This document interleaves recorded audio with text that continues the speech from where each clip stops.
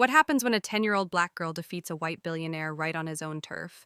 Not because of luck, not by cheating, but with a quiet, dangerous sharpness one forged through generations of being underestimated. This isn't a fairy tale. This is reckoning played out across a velvet-lined poker table echoing far beyond it. At the center of it all is a little girl who never asked for power, but claimed it at any cost.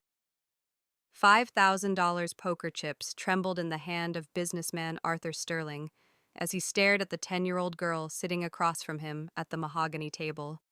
He had just wagered his entire Caribbean estate on a single hand, thinking he was about to teach his chauffeur's daughter a lesson in humility. "You sure you want to keep going?" "Mr. Sterling," Jessica Williams asked, her voice unnervingly calm against the rising panic in the eyes of the man who just 5 minutes ago had been laughing at her without restraint. The lavish Beverly Hills mansion fell into a hush. The other guests, entrepreneurs, celebrities, politicians, had slowly gathered around the poker table. They were beginning to realize something extraordinary was unfolding. A black girl from the outskirts of town was methodically dismantling one of the wealthiest men in America. Jessica never expected her Saturday afternoon to end like this. At first, she was just tagging along with her dad, Thomas Williams, because the babysitter had canceled last minute. She was supposed to stay quietly in the kitchen and do her homework. But then she heard the smug comments from the wealthy men about people who don't know their place. And something inside her stirred. "Hey, Williams," Sterling had said loudly, making sure everyone could hear. "Your girl thinks she knows poker because she watches it on TV. Maybe you should take this chance to teach her how the real world works." What Sterling didn't know was that Jessica had spent the last 3 years mastering advanced probability theory through a free online program for gifted kids. And he could have never imagined that this little girl could calculate poker odds faster than a high-end computer. "My daughter's not bothering anyone," Thomas replied politely, gripping the car keys in his hand. "Don't worry," Sterling said with a smirk. "Just a friendly game. If she wins, I'll double your salary. If she loses, you owe me an apology for raising a disrespectful kid." 45 minutes later, Sterling had already lost his yacht, his Aspen vacation home, and was about to gamble away yet another asset, one that might send his wife into a full-blown panic if she ever found out. Jessica laid her cards down with the precision of a surgeon. Her dark eyes held nothing but stillness, the kind that only lives in people born with a gift that defies every social expectation. "Last chance, Mr. Sterling," she said calmly, sliding all her chips to the center of the table. "But this time, if I win, I want something different. If this story of talent confronting arrogance has you on the edge of your seat, stay tuned to find out how a 10-year-old girl turned one billionaire's pride into the most expensive lesson of his life." Sterling let out a laugh, dry and hollow, echoing across the opulent dining room. "Something different, huh, kid? You've got no idea what you've just walked into." Sterling motioned toward the other guests who had started gathering like vultures circling a fresh kill. "Hey everyone, come take a look at this. The chauffeur's daughter thinks she can teach me how to play poker." "Arthur, don't be cruel," said his wife Victoria, but her voice carried more amusement than real concern. "The poor girl clearly has no idea what she's gotten herself into."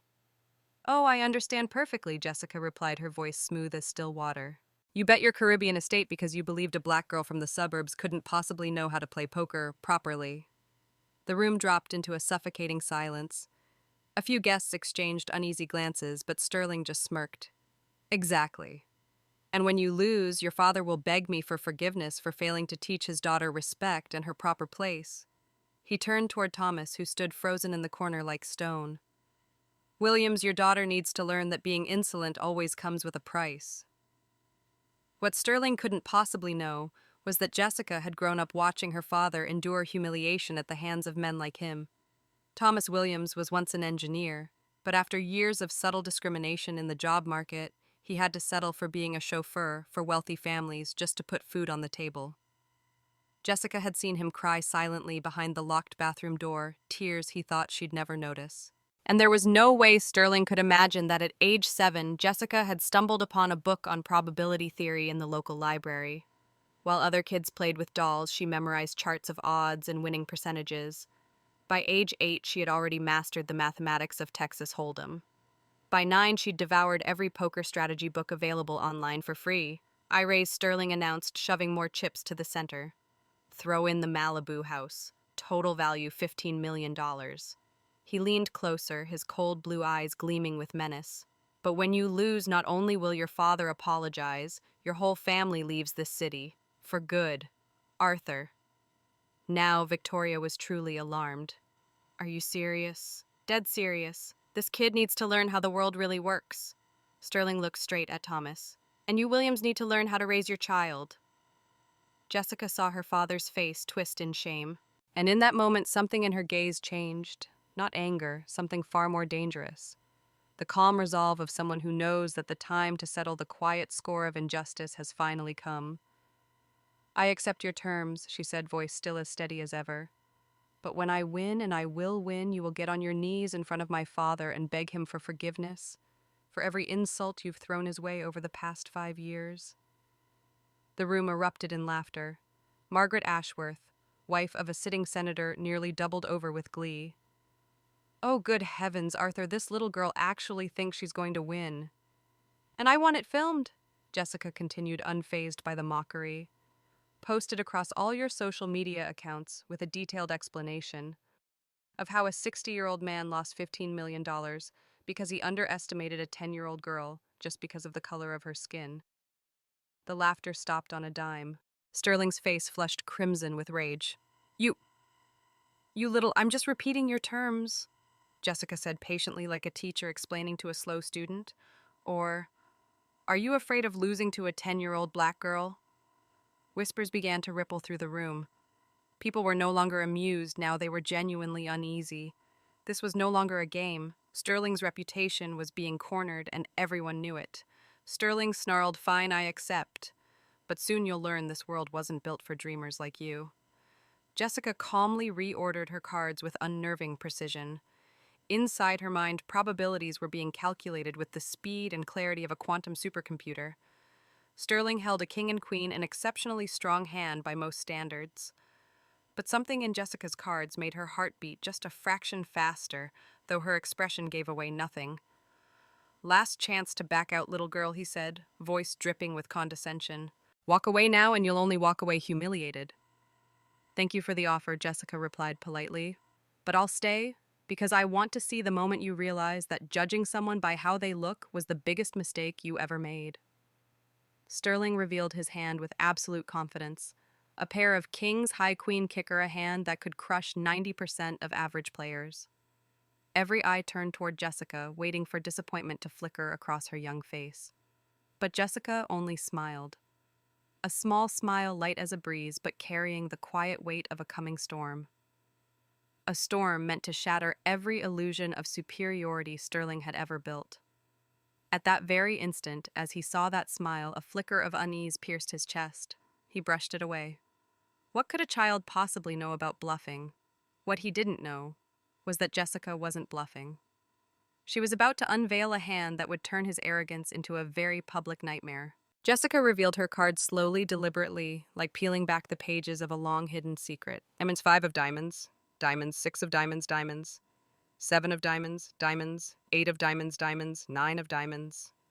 A straight flush, one of the rarest hands in poker. Probability 0.014%. The room plunged into absolute silence. Sterling blinked rapidly as if trying to convince himself his eyes were lying. "No, no way," he muttered, voice dry and cracked. "A kid can't possibly..." "Can't possibly what, Mr. Sterling?" Jessica asked, still lining up her cards into neat formation. "Can't count cards, can't calculate odds, or just can't possibly be smarter than a rich white man." Victoria Sterling gasped, covering her mouth with both hands. Her eyes darted between the cards on the table and her husband's ashen face. Margaret Ashworth, the one who couldn't stop laughing earlier, fell utterly silent, as if she'd just bitten her own tongue. No one in that room knew Jessica had spent the last 3 years not just studying math. She had discovered something that would forever change how she saw probability and strategy. But before revealing it, she needed to speak the truth. Dad, Jessica began, her eyes still locked on Sterling. "Do you remember that night you came home crying after he humiliated you in front of the other drivers?" Thomas, who had stood silent all this time, leaned against the wall, his stomach clenched tight.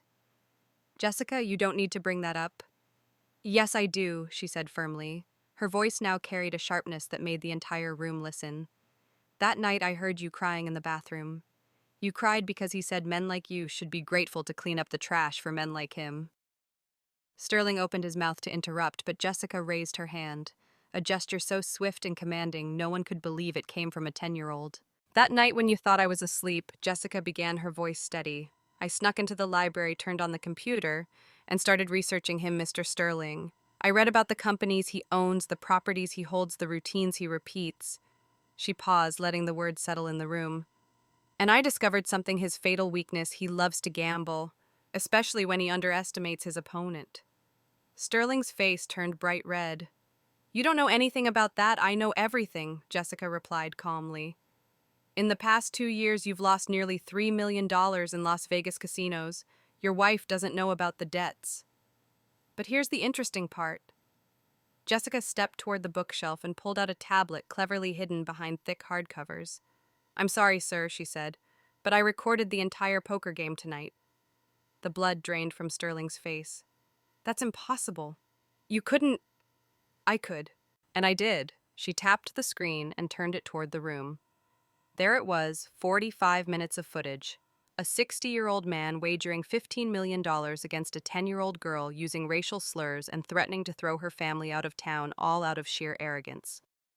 "Arthur!" Victoria turned to her husband, panic in her voice. "Tell me she's lying." But Jessica wasn't done.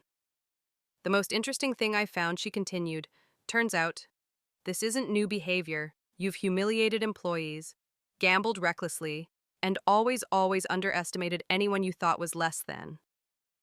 Thomas stepped forward, stunned, his eyes wide with both awe and emotion. "Jessica, do you remember Dr. Peterson?" he asked, voice tight with emotion. Jessica smiled for the first time that night. "He's the retired math professor who offers free online lessons to underprivileged kids. For the last 6 months, I didn't just study poker, I studied the behavior of people like Mr. Sterling. Dr. Peterson helped me." Sterling tried to speak, but all that came out were strangled sounds. "He taught me that men like Mr. Sterling follow a very predictable pattern. They bet big when they feel superior, especially against women and minorities. They set humiliating conditions because they believe intimidation equals power, and they always underestimate the intelligence of those who are different." Most importantly, Jessica went on, tapping the tablet again, "Dr. Peterson taught me how to document everything. All of our sessions from the past 6 months were recorded, every single one. Even the footage from charity events where Mr. Sterling played poker, where we analyzed his reactions every time he started losing." Mrs. Margaret leaned toward her husband and whispered, "We need to leave, now." "No one's leaving," Jessica said, firm and loud. "Because when Mr. Sterling insulted my family, all of you laughed. When he humiliated a child, you were entertained. So now every single one of you is staying until the final act." Jessica turned back to the tablet and began displaying a series of screenshots. "This is my social media account, Mr. Sterling," Jessica said calmly. "I have over 50,000 followers, mostly students who love math and people who care about social justice." She pressed a button. "And this is a live stream that began the moment we played our first hand." The entire room fell silent. Sterling froze. His throat bobbed as he swallowed hard, face pale. No, that's blackmail." "It's not blackmail," Jessica corrected gently. "It's documentation for educational and social research purposes, as Dr. Peterson taught me. These are textbook examples of systemic bias and abuse of power." Thomas looked at his daughter, his expression a mix of worry and awe. Jessica had planned every step like a chess match with only one possible endgame. "How many people are watching?" Victoria asked, her voice trembling. Jessica glanced at the screen. 17,400, and climbing fast. My friends are sharing the live stream across other platforms." Suddenly, Sterling erupted. "Shut it down! You don't understand the consequences. I have lawyers. I have power. I can destroy your whole family." "With what, Mr. Sterling?" Jessica tilted her head, her voice feigning innocence. "Technically speaking, after that last hand, you owe me $15 million. And judging from your gambling history, I'm guessing your bank accounts aren't exactly overflowing." Then it happened, his worst nightmare. Sterling's phone began ringing. One call, then two, then five, then nine, I'm guessing.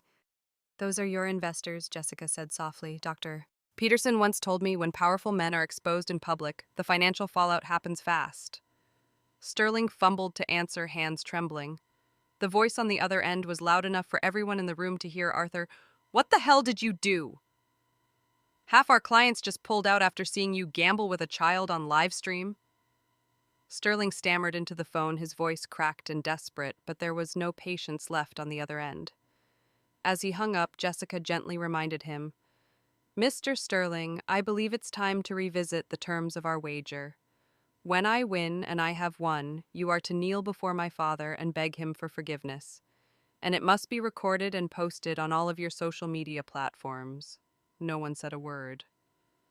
The only sound in the room was Sterling's phone ringing again and again, each chime a funeral bell for his reputation. Jessica remained still, calm as a lake. But anyone who looked into her eyes could see it clearly. This was someone who had endured enough. Someone who understood injustice and had learned to weaponize the very system that once worked against her. Mr. Sterling, Jessica said, eyes fixed on him. Would you like to fulfill the terms now, or explain to your investors why you publicly broke a contract broadcast live? Sterling turned, glancing around like an animal cornered. Victoria had her face buried in her hands. Margaret had backed into the farthest corner, avoiding eye contact. Thomas still stood silently, his gaze full of emotion. This is insane, Sterling muttered. His voice drained. You're just a kid. A kid who just beat you in a legal poker game for $15 million in front of 8 witnesses and currently streaming live. Jessica cut in smoothly. She glanced back at the screen. Oh, and it's now 23,400 viewers. The phone rang again. Sterling's hands shook as he answered. Hello, Arthur speaking. It's Peterson from the board. What the hell are you doing? My phone hasn't stopped ringing. Clients are canceling. Shareholders are furious. If you don't fix this in the next hour, the board will vote to remove you effective immediately. Sterling hung up, turning to Jessica with a gaze full of burning fury. You have no idea what you've just done. I'll sue you. Sue your whole family. With which lawyer exactly? Jessica asked again gently. I'm guessing your finances are a little tight after wiring me $15 million. Just then, her tablet buzzed in her hands. Jessica glanced at the screen, then smiled. Oh, now this is interesting. Dr. Peterson just sent me an update. Looks like the Securities and Exchange Commission is opening an investigation into your companies based on the live stream footage. Sterling's face drained of color. No, that's not possible. They don't have the authority, they do. And they're using it, Jessica said, swiping calmly across her screen. 200 shares in under 2 hours. The video's at over 57,000 views. Oh, and your name's currently trending on Twitter. Sterling lunged forward, trying to snatch the tablet, but Jessica gently brushed his hand aside. Wait, we haven't fulfilled the terms of the bet, remember? You still haven't knelt and apologized to my father. Not a chance, Sterling bellowed. That's fine, Jessica replied cheerfully. Dr. Peterson once said that when someone refuses to honor a public agreement, especially one tied to racial injustice, civil lawsuits become, what was his phrasing? Oh, right, financially catastrophic. His phone rang again, and again. Victoria looked up, eyes red and puffy. Arthur, please, do what she says before everything collapses. Your wife's right, Margaret murmured from the corner. My husband just called. Everyone's starting to distance themselves from our family. Sterling turned to Thomas, the man he'd once treated with utter contempt, as if grasping for one final lifeline. Williams, come on. You know I've always treated you well. Treated me well. Thomas finally spoke, voice heavy with years of buried indignation. You made me work through holidays without extra pay. You called me boy when I was 45. You said I should be grateful just to wash your damn car. Jessica looked at her father, eyes full of tenderness and righteous fury. Dr. Peterson taught me that men like you only understand 2 things: money and public humiliation. She tapped the screen again. Live stream still rolling. 31,000 people watching. Oh, and I just got messages from 3 TV stations. They're asking for interviews. Sterling slumped into a chair, head bowed. The arrogance had bled from his body, replaced by pure panic. What do you want from me? Exactly what we agreed on, Jessica answered. You kneel and apologize to my father for all the years of discrimination, and it has to be filmed and posted publicly. If I do that, will you stop the live stream? Jessica tilted her head slightly, pausing to think. I'll keep the live stream going until the agreement is fulfilled, Jessica said calmly. After that? Well, the video will already be online. Dr. Peterson was right. The internet never forgets. Sterling turned to look at his wife. Victoria only shook her head in despair. He looked to Margaret. She avoided his gaze. Finally, like a machine running out of steam, Sterling rose to his feet. Thomas, he said, voice catching. I'm very sorry. On your knees, Jessica corrected him, her voice suddenly firm. As we agreed. Sterling hesitated for a moment, then dropped to his knees before the man he had once treated like a servant. Tears streamed down the face of a man who had once been one of the most powerful businessmen in the city, but they weren't tears of remorse. They were the bitter sting of public humiliation. Thomas Williams, I apologize for not respecting you, for my racism, Sterling choked out. Keep going, Jessica said, holding the camera steady, for saying your family didn't know its place, for degrading you in front of others, for using power to tear down a man who is better than I'll ever be. Each word cut into what little pride he had left like a slow, deliberate blade. When he finished, Jessica stopped the recording and immediately posted the video across all of Sterling's social media accounts, which she'd spent weeks quietly hacking into in preparation. It's done, she declared. The deal is complete. Sterling remained on his knees, trembling, frozen in place. His phone exploded with notifications, comments, reposts, reactions. The video of him kneeling went viral like wildfire. How, he whispered, how could a 10-year-old girl? Dr. Peterson said intelligence doesn't have an age, Jessica replied, and arrogance always makes the same first mistake. It underestimates people based on how they look. She walked over and took her father's hand. Let's go home, Dad. You don't work here anymore. 3 days later, the media went wild. The video of a white billionaire kneeling to apologize to a black chauffeur had surpassed 22 million views. It aired on CNN, BBC, and was reposted by some of the world's biggest rappers, captioned, "Intellect crushes privilege." Investors pulled out en masse. Sterling Corporation's board called an emergency meeting, and within 48 hours, Arthur Sterling was stripped of all positions. Stock prices plummeted. The markets dubbed it the Jessica effect. In the mansion that once stood as a symbol of dominance, Sterling now sat alone in the vast, empty living room. The television droned endlessly. And in breaking news, the SEC is now investigating 5 companies under the Sterling Group for fraudulent reporting and price manipulation. He held a glass of wine, hand shaking. Victoria hadn't spoken to him in days. Margaret, the silent ally who once had his back, had retained her own attorney. The house was so quiet, even the ticking of the clock felt loud. Then a voice pierced the silence, making Sterling flinch. You should have known. Kids these days. They're not as easy to intimidate as they used to be. It was Peterson, the Harvard professor, once Sterling's trusted advisor. He stood in the doorway, eyes like frost. What are you doing here? Sterling asked, voice unsteady. I came to offer my condolences. Peterson stepped closer.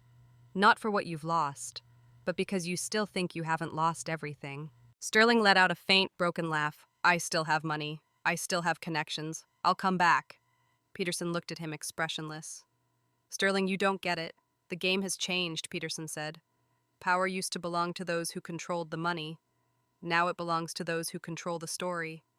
And Jessica is a master storyteller you underestimated. Sterling hurled his glass across the room, shouting, She's a child, a little girl. How could someone like that defeat me? Peterson didn't flinch. He pulled out an envelope and laid it on the table. This is a draft of the article scheduled to run in The Atlantic next week. The title, Endgame of White Supremacy When the Servants Strike Back. Author Jessica Williams. Sterling grabbed the pages and read, and each line hit him like a hammer to the face. It wasn't just about a poker game. It was the untold history of generations of drivers, maids, servers, all the people who had endured condescension and cruelty from the wealthy, now told in the language of a genius. She didn't just destroy you, Peterson said quietly. She's rewriting the very language of power. Sterling lowered his head. For the first time, he said nothing. Peterson turned to leave, then paused at the door. Oh, and one last thing. Jessica applied for a full-ride scholarship to the Massachusetts Institute of Technology. Her essay, A Breakdown of That Poker Night, analyzed through mathematical logic, social theory, and media narrative. The admissions committee called me. Sterling lifted his head, eyes burning. And they said that in 25 years of reviewing applicants, they've never seen anyone like her. Jessica wasn't just accepted, she'll be the keynote speaker at this year's opening ceremony. Peterson walked out, leaving Sterling alone, facing something far more terrifying than collapse. The awareness that he had been completely, utterly outplayed. Somewhere else, Jessica sat with her father in their small kitchen. On the table, a plate of warm pancakes, and a laptop video queued and ready. You sure you want to watch it? Jessica asked. Thomas nodded. The video began. Sterling on his knees, apologizing, eyes shattered. Jessica paused it. Do you feel satisfied? Thomas sat in silence for a moment, then said quietly, No. But I feel justice. Jessica nodded, soft and steady. You know I didn't do it for the money. I know, Thomas replied. You did it for me, for Mom, for everyone who was ever told to know their place. Jessica smiled. And for me too, because I do know my place, right at the table. The seat he thought I'd never belong in.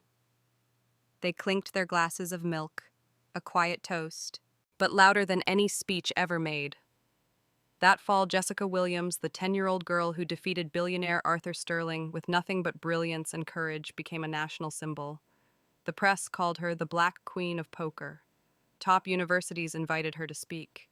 Her TED Talk, titled The Power of Underestimation, reached over 100 million views in just 2 weeks. But recognition wasn't the only thing that came knocking. One crisp November morning, Jessica received an invitation to a building with no sign. In the heart of Washington, D.C., she stepped into a room blanketed in screens. At the center stood a sharp-eyed woman in a gray suit, her presence cold and commanding.